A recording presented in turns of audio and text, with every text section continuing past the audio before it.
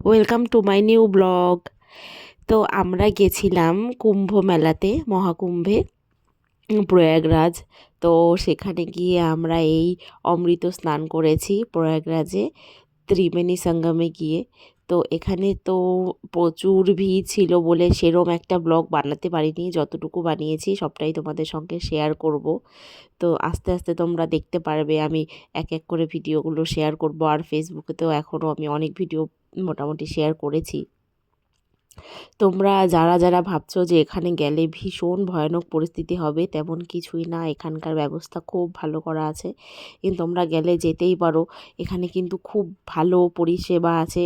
আর যতই ভিড় হোক না কেন, জায়গার মানে এখানে তেমন কোনো প্রবলেম হয়নি, কারণ বড় একটা জায়গার মধ্যে হয়েছে বলে। তো আমার ব্লগটা দেখো, তোমরা দেখলেই তো বুঝতে পারবে যে যতটাই ভিড় মনে হয় না কেন, মনে হচ্ছে না কেন, কিন্তু ফাঁকা ফাঁকাও ছিল। ভিড়ের মধ্যেও এমন না যে একদম এক লোক পা রাখার জায়গা নেই, তেমন কোনো ব্যাপার নেই। যতটা শোনা যায় তেমন কিছুই না, কিন্তু হ্যাঁ, মনি অমাবস্যার দিনটা খুব বেশি ভিড় হয়েছিল এখানে আর কি।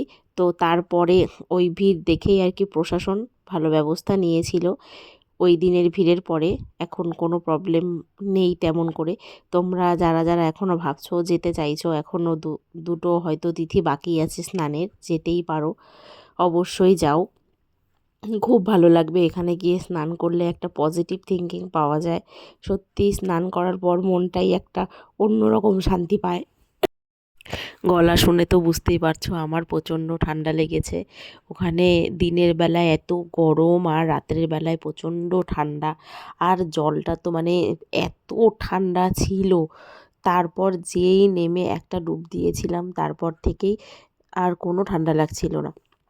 মানে একটা স্নানের পরে মনেই হচ্ছিল না যে আমি ঠান্ডা জলে নদীতে স্নান করেছি, এরম মনেই হচ্ছিল না। কিন্তু ঠান্ডা ছিল প্রচুর জলটা, একদম কনকনে ঠান্ডা, মনে হচ্ছিল বরফ। তো ছেলেকেও তো নিয়ে গেছি, দেখতেই পারছো।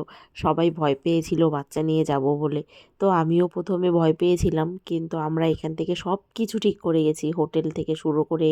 তারপর ওখানে কিছু বাইকারদের কন্ট্যাক্ট নিয়ে গেছিলাম। যাই হোক, অনেক কিছু এখান থেকে ব্যবস্থা করে গেছি বলেই সাহসটা ছিল।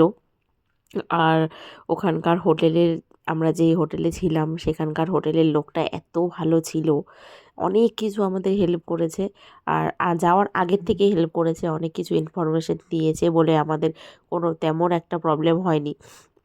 আর যাওয়ার জন্য সাহসটাও ভালো মতন করতে পেরেছি।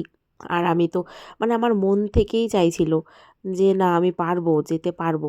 আসলে বলে না, মন যেখানে সায় দেয় সেটা করাই ঠিক হয় আর কি। তো ভয় তো ছিলই। আর ভয় ছিল বলতে, আমি বাচ্চা নিয়ে যাব, আমি নিজে কি আর না ভাবনা চিন্তা করে গেছি?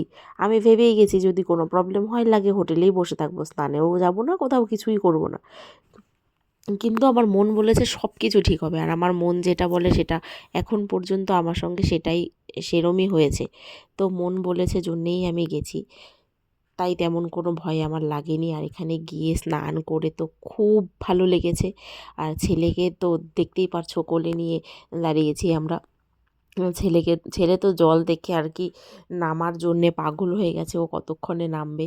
তারপর তো ওকে একটু নামিয়ে একটা ডুব দেওয়াতে দেওয়াতেই এত কান্নাকাটি শুরু করেছে, জলটা এত ঠান্ডা।